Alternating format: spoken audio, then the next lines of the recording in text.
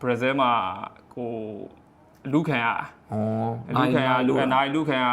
Hello အားလုံးမင်္ဂလာပါဗျာဒီနေ့ကတော့ကိုနေမျိုးရဲ့ AP တွေ PP တွေ Rolex တွေ Hublot တွေနိုင် collection တွေကျွန်တော်ပြသွားရင်ဘာလို့ဒီနိုင်တွေစဆုပြထားလဲဆိုတော့ကျွန်တော်တို့ interview တော့ဖြစ်ပါပြီဗျာကိုနေမျိုးကတော့ဒီနိုင်တွေထဲမှာဘာလို့ luxury နိုင်တွေကိုစဝယ်ဖို့ဖြစ်သွားလဲနဲ့ဘာကြောင့်စကြိုက်သွားလဲအဲအကြောင်းပြောပြအောင် နိုင်ဆိုတာပထမဆုံးမှာတော့အဲ့လိုအချိန်ကြီးဖို့အတွက်ပဲထင်ခဲ့တာပေါ့လူငယ်ဘဝမှာဒါပေမဲ့အသက်အရွယ်တစ်ခုရလာတဲ့အချိန်မှာကိုဒီစနိုင် luxury watch တွေစဝယ်တဲ့အချိန်မှာသူ့ရဲ့ history art တွေဟုတ်တယ်အဲ့ဒီသူရဲ့ဘာလို့ artisan တွေအကုန်လုံးတော့ပေါ်ကြလာတယ်နောက်ပြီးနိုင်တိုင်းမှာလည်းဒီနိုင်တိုင်းမှာကိုယ့်ရဲ့ဟို mind zone တွေရှိရတာ mind zone တွေရှိရတယ်ဆိုတော့ဒါ2019ဒါပထမဆုံးစပြီးတော့ဒီဟာလေးဒီဟာဝယ်ခဲ့တဲ့ Rolex Datejust ပေါ့ဒါပြချင်းနဲ့အဲ့လိုမျိုးနိုင်ရလည်းဘယ်လိုပြောရမလို့ तू ကဟိုတလုံးဝယ်ပြီးရင်ထပ်ပြီးတော့ပို့တိုးလာလို့ပဲ तू ကလည်းမရဘူးလိုချင်အပိုးလိုချင်လာတယ်တော့လိုချင်လာတဲ့ကိုယ့်ရဲ့ဟိုပေါ့မိုင်းဟိုဘဝအမတ်တရားတွေတစ်ခုတိုးချင်တာကိုယ့်ရဲ့ဒါဘာပဲဖြစ်ဖြစ်သားသမီးတွေပေးလို့ရတယ်လက်ဆင့်ကမ်းဒါလေးဆိုရင်ဘယ်လိုအမတ်တရားနဲ့ဝယ်ပြတော့ကိုပြောတာဒီကောင်ဆိုရင်ဒါဟို2019မှာဝယ်ပြခဲ့တာပေါ့ဟိုပြင်သစ်မှာ pre-wedding သွားရိုက်နေတယ်ဒါဆင်းလူဒါလုံးဝ sentimental value ဒါလုံးဝဇေကကပ်ရိုလက်ဆိုတာအခုခေတ်လို့မခက်သေးဘူးကတ်တလောက်ပြပြီးကြိုက်တာဝယ်လို့ရတယ်ကတ်တလောက်အခုမှလေးကိုလိုရောနော်ဒါကိုပထမဆုံး wedding memory အနေနဲ့ဒီ Datejust ကိုဝယ်လိုက်တယ်ဆိုတော့ဒါပြီးတော့ဒုတိယတစ်လုံးအနေနဲ့ဘယ်ဟာကိုစောက်ဝယ်ဖြစ်လဲဒုတိယဒုတိယတစ်လုံးအနေနဲ့ကိုကဒီ Rolex ကကြတော့ classic အနေနဲ့ပဲဟိုဖြစ်တာအဲ့ချိန်မှာဒီဟာဝယ်ပြီးတော့ကို daily wear အတွက်ကြတော့ဒီ Datejust ကအဆင်မပြေဘူးအဲ့တော့ဟိုဒီ Hublot ဝယ်တော့အမေရိကအဲ့လိုဒါဟုတ်တယ်အဲ့တော့2019ပြီးတော့ဒီကောင်19ဝယ်ပြီးတော့18မှာအမေရိကရောက်အချိန်မှာဟိုဖြစ်တော့ဟောတော့ဒီကောင်ဟို high ဖြစ်နေတယ်အဲ့ချိန်အရင်အဲ့လိုဟိုပြော celebrity လည်းအကုန်လုံးဟာအဲ့လိုဖြစ်နေတဲ့အချိန်မှာဒီကောင်ဟိုစဝယ်ဖြစ်တာပေါ့ဒီ big bang ကိုအရင်ဆုံးစဝယ်ဖြစ်တာ finishing တွေတော့ဆိုသူ့ရဲ့ထဲကကာဗွန်တွေပါရောပိုက်တယ်ဟုတ်တယ်မိုက်တယ်သူကတော့မိုက်တယ်ဒါကတော့ king ဖြစ်ပါတယ် Kingo ဟုတ်တယ် Kingo ကတော့ roll ဟိုပါဘောနော် Hublot ကသူ့ဘာသူတက်ဟိုပါဘောနော်အကုန်အသွားရည်နဲ့ဆက်ထားပြီး platinum လောက်နဲ့ထည့်ထားတယ်ပြောတယ်ဒီထဲမှာလေဒီကောင် ceramic ဒီကောင်ဆိုတာ ceramic နဲ့ကောဒီကောင်ဟိုပေါင်းလုပ်ထားရအောင်ဟုတ်ဒါပေမဲ့ဒီ Hublot with ဟို daily နေနဲ့အဲ့လိုဝစ်လာတယ်အဲ့လိုအမေရိကဟိုမှာနေတဲ့အချိန်မှာ daily နေနဲ့ဟိုအများတန်းဝစ်ဖြစ်တယ်ဝစ်ဖြစ်မှာရေရှည်မှာဒီကောင်ကဝစ်ရ comfortable လဲတိတ်မဖြစ်တော့မဖြစ်ဘူးကိုယ်လေးလက်တွေနဲ့ပေါ့သူများလေးလက်တွေတော့မပြောတော့ကိုယ်လေးနဲ့အဲ့လိုဘူးပါဖြစ်တာနဲ့ဒီလက်ပဲဟုတ်တယ်အကောင်တွေကညက်တာလို့ဟုတ်တယ်ဒီ comfortable တိတ်မဖြစ်ဘူးဖြစ်တဲ့ပြင်ဒီကိုဒီ crown လားမသိဘူးအဲ့ဒီကိုဆိုတာတတရပဲတရားစီကန်းရှိကိုဟွာဖြစ်တယ်ရိုးသေးဟွာဖြစ်ဒါပေမဲ့ crown ဒီ big band ဆိုရင်ပြုတ်ထွက်သွားတယ်။နောက်3နှစ်လောက်နေတော့ဒီကောင်ဒီ crown လေးပြုတ်သွားတယ်။ပြုတ်သွားတော့စားပစ်ကိုအပ်လိုက်တယ်။အပ်လိုက်တော့2လလောက်ကြာတယ်။2လလောက်ကြာတဲ့အချိန်မှာပြန်ရလာတယ်။ပေးလိုက်ရဒေါ်လာ1500လောက်ပေးလိုက်ရတယ်။ပေးလိုက်ရပေါ့။ပေးလိုက်ရပြီမဲ့ဘယ်လိုပြောရမလို့ပေးပြီးတပတ်လောက်ပဲရှိသေးတယ်ကိုဒါ daily wear ဆိုထပ်ပတ်တယ်။ထပ်ပတ်တော့အတန်ကြကလစ်လေးဘာနောက်ကဟိုပြောနောက်ကဒီတဲမှာ separate တစ်ခုပါထပ်ပြီးတော့ပြုတ်ထွက်လာအဲ့ဒီအကို Hublot တိတ်ဟိုဟာမဖြစ်တော့ပါဘူးဟိုတိတ်ပြီးတော့ကိုပေးရဈေးနဲ့တက်တော့ခံစားတော့ quality control ကတော်တော်အခက်ဆိုရင်ဒါအခုခေတ်ဈေးကွက်နဲ့ဆိုရင်ဒါတော့ဈေးများတယ်ခင်ဗျာဘာလို့ showroom မှာလည်းဝယ်ခဲ့ရတယ်ဟုတ်တယ်အခက်ကဈေးများဟုတ်တယ်ဒါပေမဲ့ကျွန်တော်ပြောသလိုတော့ Hublot တွေဆိုရင်လည်းကျွန်တော်ပြောသလိုပေါ့ကျွန်တော်ကလည်း Hublot တွေဝယ်ခဲ့ဘူးလေ Rolex အကုန်ဝယ်ခဲ့ဘူးတော့ဒီဟာကိုကျွန်တော် personal opinion တွေကျွန်တော်မကြိုက်ဘူးပြောတာဟုတ်တယ်ဟိုတော့ကြိုက်တဲ့လူတွေကြိုက်ကြတယ်သူ့ဖန်နဲ့သူတော့ရှိကြတယ်ဒါပေမဲ့ဒါကြီးကကောင်းလဲပြောတာပေါ့ကိုရဲ့ opinion နဲ့ဝတ်ပြီးတော့ကိုဝတ်ပြီးတဲ့အချိန်မှာဒီ opinion ရဟုတ်တယ် comfortable ဖြစ်ပြီးတော့ဘလို့ခံစားဒီ Rolex နဲ့ Hublot တွေနဲ့ချိုးဝတ်ပြီးတော့ဟိုတခြားစီပဲလေဒါကတော့ပြောလို့မရ Rolex ဝတ်ထားတာနဲ့ဒီ Hublot နဲ့ကတော့ပြောကြမလို့ဟုတ်တယ်မလားကိုရောကတော့အခုဒီ dress လေးရပြီ casual လေးရပြီဆိုတော့နောက်ထပ် တစ်မျိုးဘာဆက်ဝင်လိုက်သေးလဲဒါပြီးတော့ဒီ2မျိုးပြီးတော့နောက်တတိယဝင်လဲဟာ ကိုကအဲ့လိုခီးအမြဲသွားဖြစ်တယ်နိုင်ငံခြားခီးသွားတယ်လာလောက်သွားတယ်တလားတစ်ခေါက်နှစ်လားတစ်ခေါက်လောက်တော့အနည်းဆုံးသွားပါတော့ကို business trip ဖြစ် vacation ဖြစ် vacation ဖြစ်သွားဖြစ်တယ်ဆိုတော့အချိန်က2ချိန်လိုအပ်တယ်အဲ့အချိန်မှာကိုအဲ့လိုအကျန်းလဲပတ်လို့ရမယ်ပေါ့ daily work အနေနဲ့လည်းအဆင်ပြေမဲ့မျိုးဆိုဒီ GMT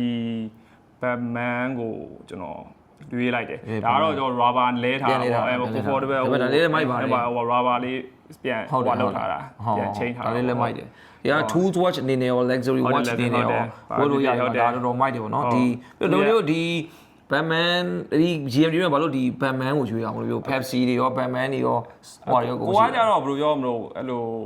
ရှင်းပြောရရင် Riot Sun အဲ့လို blue ကိုကြိုက်တယ်အဲ့လို blue ကိုကြိုက်တဲ့အပြာရောင်ကြိုက်တော့အဲ့လိုကိုဒီ Batman ကိုရွေးပြခဲ့လိုက်တာပေါ့ဟိုသူ့ဈေးနှုန်းနဲ့သူ့အားနဲ့လည်းဘာဖြစ်ဝစ်ပျော်တယ်ဝစ်ပျော်တယ်ပဲဖန်ဆီးတယ်လည်းပုံများသွားသူ့ပေးရဟိုနဲ့ပေါ့အဲ့လိုမျိုးဟုတ်တယ်အခုကိုမျိုးကတော့ဒီ3လုံးဝယ်ပြီးဆိုတော့နောက်ထပ်အထက်ကဒီဘယ်ဝယ်လိုက်ဟိုဟာဒီဒိုနာဝယ်ပြစ်လိုက်တယ်ကော်စီလာကော်စီလာဒီကောင်ခရိုနိုနဲ့ဆိုတော့ဘာဖြစ်လူငယ်လဲဆန်တယ်တော့ကိုဟိုဟာပေါ့ယောက်ျားလေးကဘာဖြစ်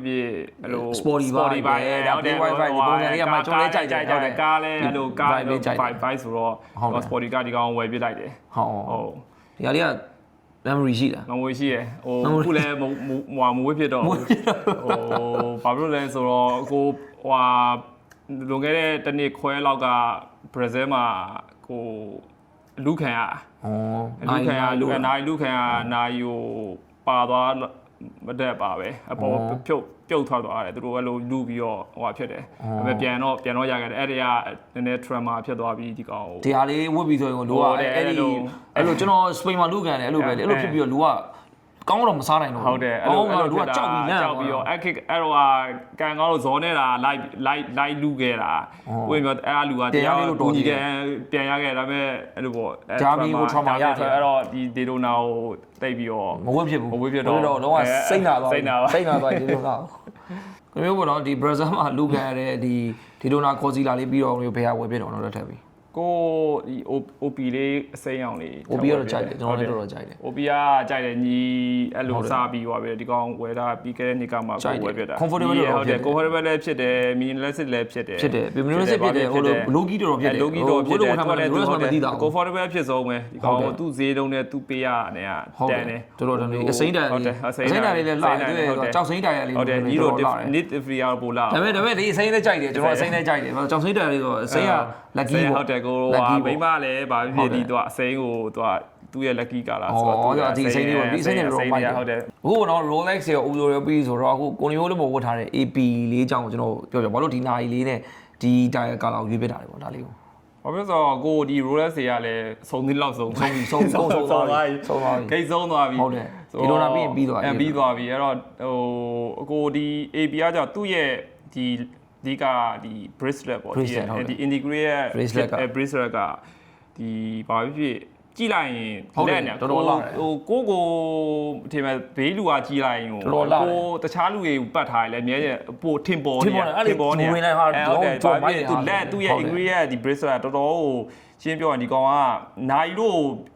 ဟုတ်တယ် jewelry ဟုတ်တယ်အားတစ်ခုလိုပါပဲဒါမှမဟုတ်သူ့ရဲ့ sporty luxury sporty wear ဟုတ်တယ်ဟို vibeသူ့ကိုခေါ်တာလကားနာမည်ကြီးရတော့မဟုတ်တော့တော့ကိုရိုင်းကြတဲ့ဟိုဟာလူငယ်တိုင်းကြတယ်လူငယ်တိုင်းကြတယ်လူငယ်တိုင်းကြိုက်တယ်လူငယ်တိုင်းကြိုက်တယ်ဆောင်းလဲကြိုက်တယ်လူငယ်တိုင်းကြိုက်တယ်ဆိုတော့လေဒီကောင်ကတော့ကိုဒီဝတ်ပူးတမြဒီစတီးဒီဟိုဟာဒီ steel watch ထဲမှာတော့ဒီတော်တော်ကိုမိုက်တယ်ပြောမှာ AP က comfortable တော်တော်ဖြစ်ပါတယ်ကောင်းတယ်ထင်သားလို့မဟုတ်တော်တော်မိုက်တယ်ဒီ dial လေးကလည်းတော်တော်လာတယ်ဒီ dial discontinue ဖြစ်သွားပြီ discontinue ဖြစ်သွားပြီဒီကောင် blue banner လေးပေါ့ဒါဟုတ်တယ်26 215 ST 38 mili ပေါ့ဒါဟုတ်တယ်ကိုလည်းညီတယ်ကဟုတ်တယ် site တွေကဟိုဘယ်ကိုတွေ Asia ဒီကိုတွေဟုတ်တယ်လက်တွေနဲ့38က48 40ဆိုတော့ဒါအကြီးဟုတ်တယ်ကြီးသွားဟုတ်တယ်နောက်ဆုံးပေါ့နော် Z-Lite 2ယောက်ရောက်လာပြီပေါ့နော်ဒီ Carbon 9ဒီအားဆိုရင် 5369R ပေါ့နော်ဒါPatek Philippe ထဲမှာပေါ့နော်ဒါကမ္ဘာပထမဆုံး annual calendar နဲ့ပထမဆုံးထုတ်ပေးနိုင်ဒါလေးကိုကျွန်တော် review လုပ်ပြီးပေါ့နော်ကိုနေမျိုးကြီးကငားပြီးမှ review လုပ်အောင်မယ်ကျွန်တော်ဒီ နှစ်ခုကိုကိုနေမျိုးဘယ်လိုဝယ်ပြစ်သွားပြီးမှဘယ်အချိန်မှဘယ်လိုတွေဝတ်တော့ဘယ်လိုသဘောရကိုကဟိုအဲ့လိုငငယ်တွေကလို့ ကျွန်တော်ဘော gentleman ဆန်ဆန်ကြိုက်တယ်လို့ Tracy ဟို dress watch ပဲဒီနောက်ကဟာ ဒီကောင်ဟုတ်တယ်မိုင်းသူ့ရဲ့ logo ဒီဟွာလေးကသူ့ရဲ့တင်ကေတာလေးဟိုဖြစ်တော့အကောင်လေးကတော့ဟိုဘာဖြစ်ဖြစ်ဟိုဒါလေးမြင်လိုက်ရဟိုမိုက်တာပေါ့လုံးဝလို့ status ပြမှာလို့ဒီကောင်ကဒါကြီးမြင်လိုက်မိုက်တယ်နိုင်ထဲမှာလည်းဘာပဲဖြစ်ဖြစ်ဒါ case grey watch မှာလည်းပါတယ်ပေါ့ဒီ benefit ကလည်းဟုတ်တယ်ဟုတ်တယ်နောက်ဆုံးလည်းဖြစ်သွားပြီဟိုပါတီထဲမှာဆိုဟုတ်တယ်ပါတီကပ်ပယ်လေးဒါလေးကတော့ကပ်ပယ်လေးကပ်ပယ်အရွယ်ခက်တာလေးလည်းနှစ်ခုလုံးမီးနဲ့ဟုတ်တယ်ဒါမဟုတ်ဒါကိုဝတ်ပြီးတော့ဘယ်လိုခံစားရလဲပေါ့ဒါကိုကြိုက်တာဘယ်လိုတော့ဝေးရတော့ရန်ဝေးလို့လည်းကောင်းတယ် comfortable တော်တော်ဖြစ်တဲ့အထက်မှာပါတယ်သူဈေးနှုန်းနဲ့သူ price of performance ပေးရတာလေဟိုမိုက်တယ်5369ဆိုတော့30 mm ဆိုတော့ကျွန်တော်လည်းတော်တော်3 wifi ဒီကောင်ကတော့ဟိုကျန်တဲ့ကြိုက်ပါတယ်ဟိုဟာတော့ကျွန်တော်အကွာနဲ့ rose gold နဲ့ကြိုက်တယ်ဒါပေမဲ့ဟိုအဲ့ဒါ sporty ဆန်နဲ့ဒါကြောင့်လောက dress watch မှာ the color power series ဆိုသူကမိုက်တယ်ဒါလေးကိုလိုမျိုးပေါ့နော်အခုနိုင်ရဲကိုစုံသွားပြီဆိုတော့နောက်တစ်လုံးကိုထပ်ဝယ်ရမယ်ဆိုရင်ကိုလိုမျိုးဘယ်နာယူဝယ်မလဲနောက်တစ်လုံးထပ်ဝယ်ရမယ်ဆိုရင်ကိုကအဖတ်တဲ့အခွမ်းနဲ့ဟို5167R ပေါ့အဲ rose gold လေးအဲအကောင်လေးက sporty watch ထဲမှာတော့ဟိုဖြစ်တယ်လောဆယ်ကတော့မဟုတ်သေးဘူးပေါ့ဈေးရတယ်ဈေးရတယ်တော်တော်တက်နေပြီဆိုတော့ကောင်းနေပြီဆိုတော့ဖုန်းစကားလေးတော်တော်မိုက်တယ်ဟိုသူ့ရဲ့ strap လေးရတယ်တော်တော်မိုက်တယ်အဲ့ဒါပြောဟို history သူ့ဘုံ share နဲ့လောက်တာတော်တော်မိုက်ရတာလေဟုတ်တယ်အားလေးကတော့ဟိုဖြစ်ပါနောက်တော့ဝယ်မယ့်ဟာပေါ့နော်ဒီနေ့ကတော့ကျွန်တော်ကိုနေမျိုးရဲ့ပေါ့နော် watch collection အရှာဟလာလေးကိုကျွန်တော်ပြောပေးတာဖြစ်ပါတယ်ခင်ဗျာဒီနေ့တော့ဒါပဲပေါ့နော် peace out until the next one